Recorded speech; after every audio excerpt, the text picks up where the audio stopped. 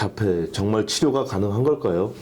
네, 저는 그렇게 희망하고 있습니다. 모든 질병에 대한 치료가 단기간에 효과가 확 좋아지는 건 아닙니다. 심지어 평생을 두고 완치가 되지 않는 질병도 저희가 치료를 하면서 치료라고 하고 있거든요. 그래서 저는 치료가 가능한 질병이라고 믿고 또 그렇게 희망하고 있습니다. 그 자폐 치료가 가능한 질병이라고 하셨는데 어떤 치료가 가장 좋은가요? 그 멀트는 아이들에게 위험할 수 있는 건 아닌지, 그리고 멀트 치료란 무엇이고 효과가 어떤지 좀 답변 부탁드리겠습니다.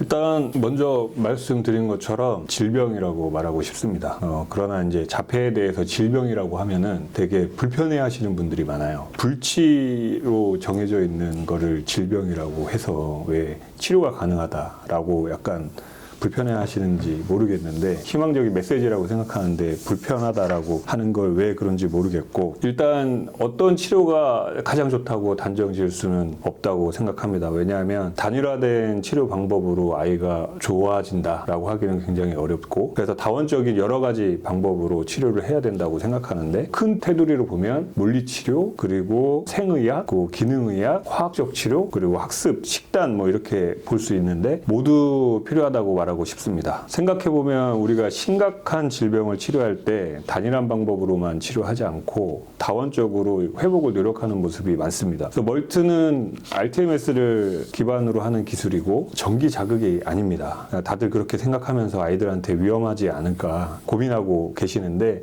멀트는 자기 자극 치료로서 매우 안전한 치료입니다. 멀트는 위에서 말한 카테고리의 물리치료에 속합니다. 보통 이 치료를 받으면 아이들이 각성이 올라옵니다. 무언가 아이들이 하이퍼가 되죠. 본사로부터 설명을 들으면 후두엽을 먼저 발달을 시키는 목적으로 치료를 하는데, 후두엽은 모든 자극을 받아들이는 역할을 많이 하고, 그래서 자극을 많이 받게 되면 그 자극에 대한 정보 처리를 해야 되는데 두정엽과 전두엽이 아직 발달이 되지 않아서 아이들은 그 처리가 잘 되지 않아 각성의 모습이 나타나고 있다고 합니다. 또 직접 자극을 받아보면 다소 자극이 좀 세다고 느낄 수가 있는데, 저희가 환자를 치료할 때는 그 자극이 익숙해질 수 있도록 적은 강도에서 점점 환자에게 맞는 자극으로 조절하기 때문에 환자가 불편하게 느끼지 않도록 최선을 다하고 있습니다. 특히 아이들은 그 자극에 대한 저항이 어른들보다는 작다고 합니다.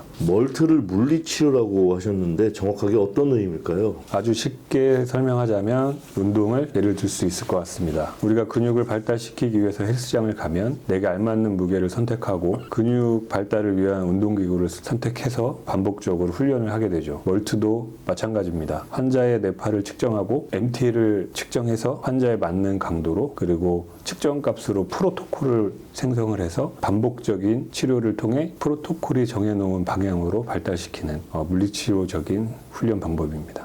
그럼 멀트로 뇌파가 실제로 어떻게 변화하는 걸까요? 보통 정상 발달 아동들의 뇌파는 이렇게 형성이 되어 있고, 자폐성 발달장애 아동들은 이렇게 형성이 되어 있습니다. 정상 발달 아동들이라고 해서 처음부터 이런 형태의 뇌파는 아니고, 자폐 발달 장애 아동들과 같은 뇌파의 모습을 보여주고 있는데, 12개월 또는 18개월 이후에 시냅스 가지치기가 왕성하게 되면서 정상 발달 아동들은 저희가 정상으로 보고 있는 모습의 뇌파 형태를 갖게 되고, 자폐성 발달 장애 아동들은 시냅스 가지치기가 잘 되지 않아서 12개월 또는 18개월 때 갖고 있는 뇌파의 모습을 그대로 유지하고 있어서 정보 처리에 어려움을 갖고 있고, 그것이 발달 장애로 나타나게 되고 있습니다. 그래서 저희 멀트 치료는 활성화되어야 되는 알파를 자극하고, 알파가 활성화가 되면 그에 비례해서 활성화되지 않아야 되는 뇌파를 다시 안정화시키는 걸 목표로 반복적인 자기 자극으로 프로토콜에서 정해놓은 방향으로 발전시키고 있는 기술입니다. 그래서 이것이 멀트 치료를 받기 전에 우리 아이의 뇌파 측정 결과입니다. 그리고 다른 것은 최근에 멀트 치료를 받기 전에 측정한 뇌파 결과입니다. 이렇게 실제로 발달이 되기까지는 많은 노력이 필요했습니다. 멀트 치료만 받아서 이렇게 발달되었다고 생각하시는 분들은 당뇨병 환자가 인슐린만 맞으면 회복이 된다라고 생각하는 것과 똑같다고 말씀드리면 될 것 같습니다. 그럼 실제로 아이는 그 얼마나 변화가 있으셨을까요? 아주 희망적인 메시지를 저희한테 주고 있어요. 가장 또렷한 것은 수면이 매우 좋아졌는데 그 전에는 잠을 잘 못 자고 새벽에 깨는 일이 많아서 뭐 아이도 힘들었겠지만 저희 부모들도 엄청 하루를 보내는 게 많이 힘들었었어요. 근데 지금은 매우 잘 자고 뭐 양껏 잘 자니까 컨디션이 매우 좋은 상태로 그게 가장 또렷한 변화라고 말씀드리고 싶습니다. 일단은 또 더불어서 가족에게는 원하는 것에 대한 표현을 자주 합니다. 그리고 눈치가 많이 늘었고 학습도 가능해졌고 근데 여전히 눈을 마주치는 건 힘들어해요. 그래서 뭐 정상 발달된 그 첫째 아들을 제가 내 앞에다 놓고 아빠 눈 똑바로 쳐다보고 얘기해보자 라고 했을 때 정상 아이들도 뭐 눈 똑바로 쳐다보고 대화하는 거는 뭐 같이 어려워하더라고요. 그래서 그게 가장 눈이 마주치냐 안 마주치냐 척다라고 하는데 생각해보면 정상의 사람들도 눈 똑바로 쳐다보고 대화하는 거는 여전히 부담스러울 수 있다는 생각이 들고 나머지는 많이 발전을 해서 희망적인 시간을 보내고 있습니다. 아예 그 변화가 있어서 정말 다행이라고 생각이 됩니다. 그러면 이런 멀트만 받으면 다 좋아지는지 이런 궁금증을 가질 수 있는 분들도 있을 것 같거든요. 이 멀트만 받으면 다 좋아질까요? 그거는 아니라고 생각합니다. 일단 치료를 받으면 물리적인 치료라서 뇌파는 좋아지게 되는데 뇌파만 좋아지게 되면 뇌파에서는 하고 싶은 새로운 변화가 생기겠죠. 그렇게 되다 보면 뇌파가 변함으로써 하고 싶은 것 그리고 뭐 좀 더 생각하거나 무언가 표현하고 싶은 것 이런 것들이 있을 텐데 그러면 뇌 활성도에 따른 영양분을 필요로 할 거고 그리고 또 그 영양분을 잘 소화하기 위해서는 장내 환경도 중요할 거고 또 장내 환경이 중요하려면 식단도 해야 될 거고 그래서 뇌파만 치료한다 하면 좋아진다라는 그런 앞서서 얘기했지만 단일한 방법으로 아이의 치료를 해결하는 방법은 옳지 않은 방법이라고 생각합니다. 그래서 그런 다원적인 방법으로 아이에게 계속 지원을 해준다면 인지력이 높아지고 아이는 느리지만 지속해서 성장해 나간다고 기대할 수 있습니다. 네, 그러면 제가 좀 예민한 질문 하나 드릴 건데 이걸 또 궁금해하시는 분들이 있으실 수도 있으니까 이 한국의 멀트는 미국의 노하우를 못 따라가지 않느냐 이름만 가져온 거 아니냐라고 이렇게 궁금증을 제기하실 분들도 계실 것 같거든요. 그거에 대해서 어떻게 생각하시는지 한번 여쭤보겠습니다. 일단 그런 질문은 참 많이 받습니다. 그냥 미국에서 이름만 따와서 하는 거 아니냐. 노하우를 뭐 미국에서 안 가르쳐 주지 않겠느냐. 그래서 많이 변질되어 있는 기술이 아니냐. 한국에 있는 멀트는. 근데 그렇지 않습니다. 이게 한국에 들어오게 되면 미국 본사에서 트레이닝 과정이 있고 프로토콜 자체도 설치하고 저희 독자적으로 뭔가 판독을 해서 프로토콜을 만드는 게 아니고 본사의 클라우드에 저희가 접속을 해서 본사에서 판독해서 본사에서 만들어 놓은 프로토콜을 저희가 의료기기에서 실행하는 방법이라 치료 방법은 완벽하게 똑같습니다.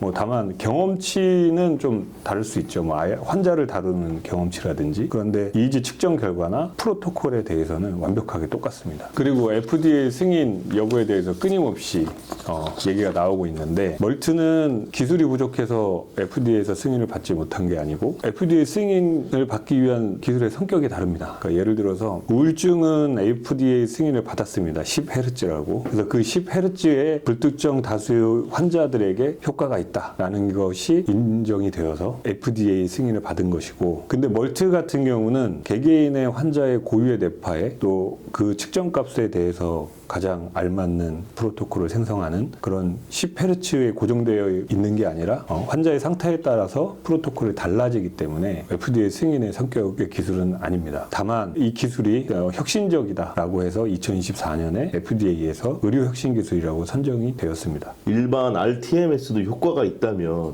이게 비용을 봤을 때 굳이 비용 차이가 큰 이 멀트를 받지 않아도 되는 게 아닐까라고 생각하시는 분들도 계실 것 같거든요. 그 부분 한번 말씀 부탁드리겠습니다.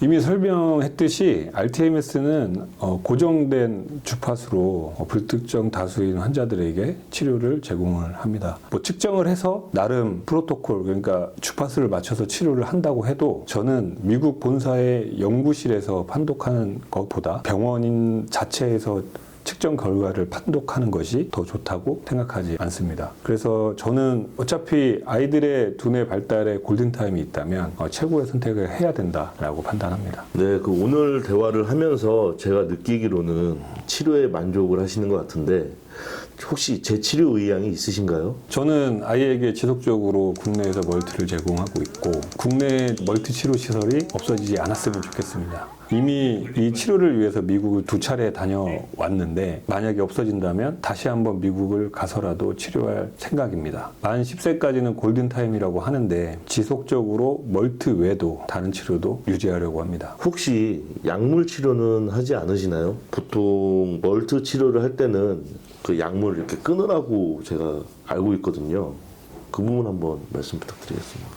이것은 약간 오해가 있습니다. 일단 우리 아이는 약물 치료를 하지 않고 있다가 요즘 저용량으로 복용을 시키고 있어요. 멀트 치료를 하면 약물을 끊을 수도 있다라는 말이 와전된 것 같습니다. 너무 지나치게 많은 약물을 복용하는 환자들한테는 저희 치료가 상극일 수도 있어요. 그 이유는 저희 치료는 뇌파를 활성화시키는 치료인데 대부분의 약물은 비활성화, 그러니까 감소시키는, 그래서 너무 많이 먹으면 환자들이 처지는 현상까지 있기 때문에 그 정도의 환자들은 저희 치료와 좀 맞지 않을 수도 있어요. 활성화했다가 화학적 치료로 다시 비활성화 시켰다 이렇게 되니까요. 근데 약물이 많이 복용을 하고 있는 환자들은 아마도 약물을 줄이고 싶을 겁니다. 근데 이제 저는 모든 정답은 없지만 어쩌면 우리 아이가 자신의 이 차분한 느낌을 기억할 수도 있겠다라고 생각해서 용량을 늘릴 생각은 전혀 없고 저용량으로 지속적으로 쭉 복용을 시킬 생각입니다. 그리고 아주 작게나마 좀 차분해진 느낌을 받고 있기도 합니다.